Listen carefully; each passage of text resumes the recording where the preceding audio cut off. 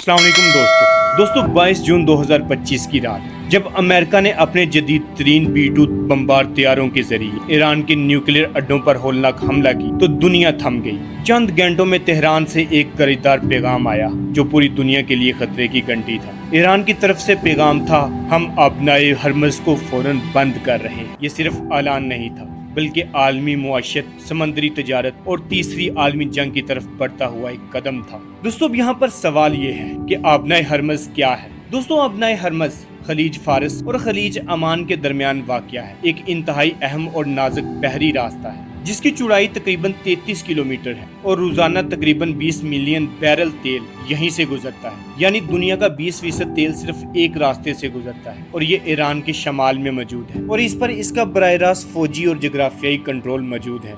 दोस्तों क्या होगा अगर आबनाए हरमज बंद हो जाए? दोस्तों अगर ईरान ने वाकई इसे बंद कर दिया तो दुनिया पर ये असरात पड़ेंगे। तेल की कीमतें तारीख की बुलंद तरीन सतह पर पहुंच जाएंगी, आलमी स्टॉक मार्केट्स का जवाल शुरू हो जाएगा, बहरी तजारत की रफ्तार बंद हो जाएगी और मिडल ईस्ट में कशीदगी अरूज पर पहुंच जाएगी। अमरीकी मुआशरत पर भी महंगाई का दबाव बढ़ेगा, आलमी सप्लाई मुतासर होगी, मिडल ईस्ट में मौजूद अमरीकी फौजी अड्डे निशाने पर आ जाएंगे और सबसे खतरनाक बात, एक मुकम्मल आलमी जंग शुरू हो सकती है आबनाए हरमज को बंद करने से। दोस्तों आबनाए हरमज सिर्फ एक पानी का रास्ता नहीं, ये दुनिया की शाहराह है। अगर ईरान ने वाकई इसे बंद कर दिया तो पूरी दुनिया की सांसें रुक सकती हैं। तो सवाल ये है, क्या दुनिया की तीसरी जंग अजीम की दहलीज आ चुकी है? क्या ईरान वाकई इतना बड़ा कदम उठाएगा? क्या अमेरिका इस खलीज का सामना कर पाएगा? अपनी राय नीचे कमेंट सेक्शन में जरूर दें। वीडियो पसंद आई तो वीडियो को लाइक करें, चैनल को सब्सक्राइब करें और बेल आइकन दबाना मत भूलें, क्योंकि हम लाते हैं आपके लिए वो खबरें जो बाकी सिर्फ छुपाते हैं। मिलते हैं अगली इन्फॉर्मेटिव वीडियो के साथ,